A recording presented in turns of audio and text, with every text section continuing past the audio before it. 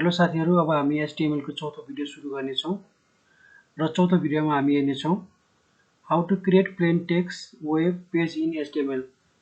HTML मा कसरी plain text लेख्ने अथवा कसरी पहिलो कोडिङ गर्ने भनेर म तपाईलाई सिकाउने छु र तपाईले ध्यान दिएर हेर्नु होला। आउनुस् हामी VS कोड लाई ओपन गर्नेछौं र हाम्रो VS कोड ओपन भइसकेको छ र हामी एउटा फोल्डर बनाउने छौं, हाम्रो प्रोजेक्ट फोल्डर र एउटा म बनाउने छु, म नाम राख्ने छु यहाँ न्यू फोल्डरमा HTML ट्युटोरियल्स र म फेरि VS कोड लाई ओपन गर्ने छु र यहाँ गएर ओपन फोल्डर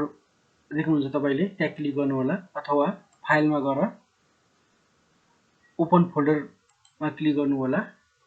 र एउटा फोल्डर हामीले बनाएको फोल्डर छान्नु होला HTML ट्युटोरियल लाई सिलेक्ट गर्नु होला। त्यसपछि हाम्रो फोल्डर यहाँ खुलिसकेको छ र हामी यहाँ गएर क्लिक गर्ने छौं। हामी पहिलो डकुमेन्ट बनाउने छौं, यहाँ हामी क्लिक गर्ने छौं र हामी नाम दिने छौं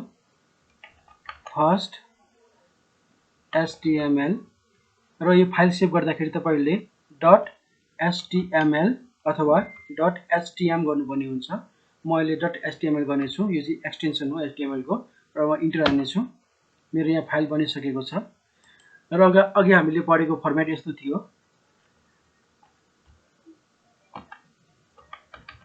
HTML त्यसपछि यहाँ हाम्रो हेडिङ थियो, यहाँ भित्र टाइटल थियो,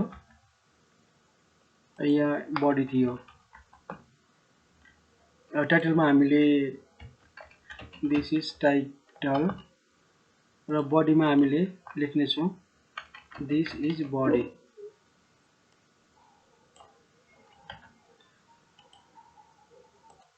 यहाँ ध्यान दिएर हेर्नु होला, मैले यहाँ HTML ओपन गरेको छु, यहाँ क्लोज गरेको छु, यहाँ हेड ट्याग ओपन छ, यहाँ क्लोज छ, यहाँ बडी ट्याग ओपन छ, यहाँ बडी ट्याग क्लोज छ। हामीले यसरी गर्नु भन्दा पनि हामीसँग एउटा VS कोड मा सर्टकट छ जुन हामीले गर्न सक्छौं। म तपाईलाई सिकाउने छु। यसलाई सिलेक्ट गरेर ब्याक स्पेस अथवा डिलिट दिनु होला र शिफ्ट 1 थिच्नु होला। त्यसपछि किबोर्डमा ट्याब। हेर्नुस् यहाँ अलरेडी एउटा HTML को फर्मेट बनिसकेको छ। जुन कुरा मैले तपाईलाई भनेको थिए सबै कुरा यहाँ छ। HTML यहाँ ओपन छ, क्लोज छ, हेड यहाँ ओपन छ, यहाँ क्लोज छ, बडी यहाँ ओपन छ, यहाँ क्लोज छ। र तपाईहरु यसको फन्ट बढाउन चाहनुहुन्छ भने कन्ट्रोल र प्लस थिच्नु होला किबोर्डको।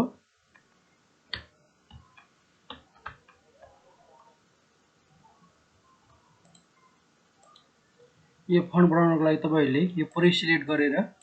कन्ट्रोल प्लस गर्नुभयो भने यो बढ्ने छ र कन्ट्रोल माइनस गर्नुभयो भने यो घट्ने छ। म अहिले यतिमा राख्ने छु र तपाईले यहाँ हेर्न सक्नुहुन्छ हाम्रो HTML को एउटा फर्मेट बनिसकेको छ र म तपाईलाई बताउने छु। यो टाइटलमा हेर्नु होला, हामी यसलाई यहाँ गएर क्लिक गरेर कपी प्यास्ट गर्ने छौं र हाम्रो ब्राउजरमा गएर यहाँ पेस्ट गर्ने छौं। यहाँ हेर्नु होला, यो माथिपट्टि डकुमेन्ट लेखिएको छ। यो डकुमेन्ट यो टाइटलबाट आएको हो। यहाँ गएर तपाई चेन्ज गर्न सक्नुहुन्छ। HTML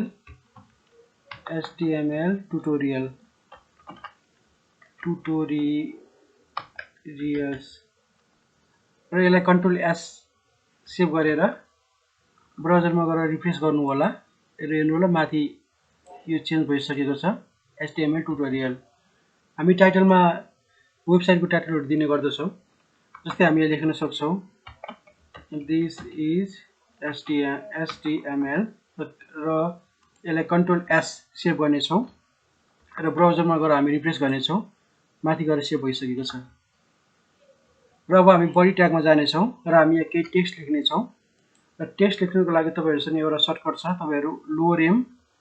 गर्नु होला, ट्याब थिच्नु होला, डमी टेक्स्ट अटोमेटिक जेनेरेट हुन्छ र हामी यसलाई सेभ गर्ने छौं र हामी हेर्ने छौं, रिफ्रेश गर्ने छौं यो ब्राउजरलाई। हेर्नु होला यहाँ बनिसकेको टेक्स्टहरु आइसकेको छ र अझै टेक्स्ट चाहनुहुन्छ भने तपाई फेरि लेख्नु होला लोअर M।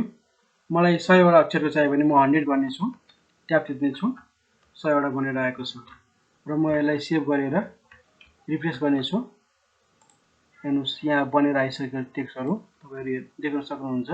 टेक्स्टहरु आइसकेको छ र तपाईले बुझ्नुभयो होला यसको काम के हो हामी हरेक कुराहरु बडीमा लेख्ने छौं र टाइटलको लागि हामी माथि टाइटलमा लेख्ने छौं जस्तै हामी यसलाई लेख्ने छौं होम पेज र हामी यसलाई सेभ गर्ने छौं र हामी यहाँ रिफ्रेश गर्ने छौं र माथि हेर्नु होला होम पेज भन्ने बनिसकेको छ र बडीमा तपाईले देख्नुभयो बडीमा हामी कन्टेन्टहरु लेख्ने छौं पेजहरुको लेआउटहरु हामी बडीमा गरेर बनाउने छौं र तपाईले बडीको बीचमा लेख्नु पर्ने हुन्छ जस्तै म लोअर एम 100 गर्ने छु र ट्याब दिने छु अटोमेटिक हुन्छ र अर्को कुरा हेर्नु होला इम्पोर्टेन्ट कुरा यहाँ HTML मा एउटा कमेन्ट भन्ने हुन्छ कमेन्ट यसलाई म सेभ गर्ने छु म रिफ्रेश गर्ने छु र हेर्नु होला यहाँ कमेन्ट भन्ने आइसकेको छ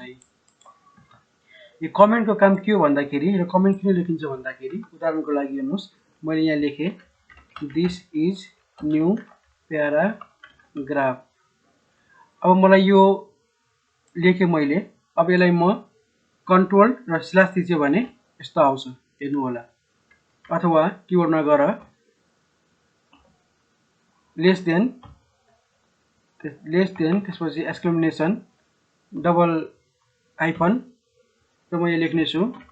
दिस इज अल्सो कमेन्ट यसलाई म सेभ गर्ने छु तपाईले यहाँ हेर्नु होला रिफ्रेश गर्दाखेरि त्यो देखाउँदैन हेर्नु होला मैले माथि लेखेको थिए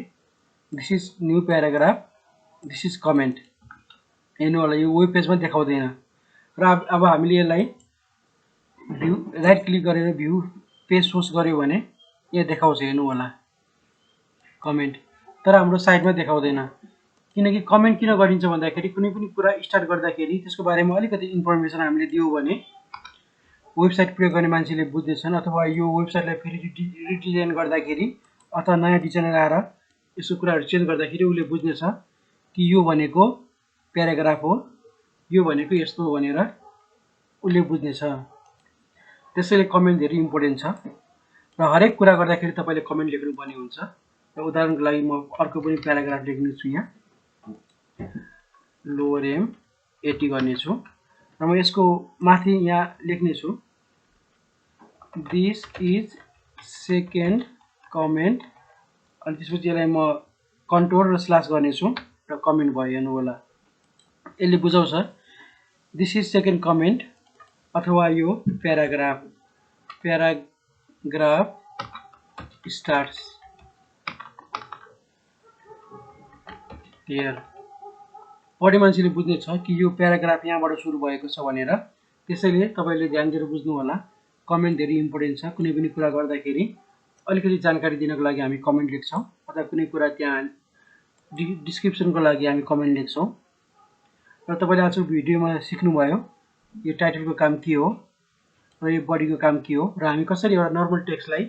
ब्राउजरमा प्रिन्ट गर्न सक्छौं भन्ने तपाईले देख्नु भयो अब एउटा इम्पोर्टेन्ट कुराहरु बुझ्नु होला यहाँ अर्को कुरा के हो भन्दाखेरि हामीले एउटा एक्सटेन्सन हामीले सुरुमा इन्स्टल गरेका थियौं लाइभ सर्भर भन्ने हेर्नु होला अब यसको काम के भन्दाखेरि म तपाईलाई सिकाउने छु पहिला हामी यो डकुमेन्टलाई क्लोज गर्ने छौं र हामी HTML को पेजमा जाने छौं र हामी यहाँ क्लिक गरेर राइट क्लिक गर्ने छौं र यहाँ हुन्छ ओपन विथ लाइभ सर्भर हेर्नु होला हेर्नुस् हाम्रो डकुमेन्ट लाइभ सर्भरमा खुलिसकेको छ अब हामीले यहाँ केही चेन्जेस गर्यो भने यहाँ अटोमेटिक आउँछ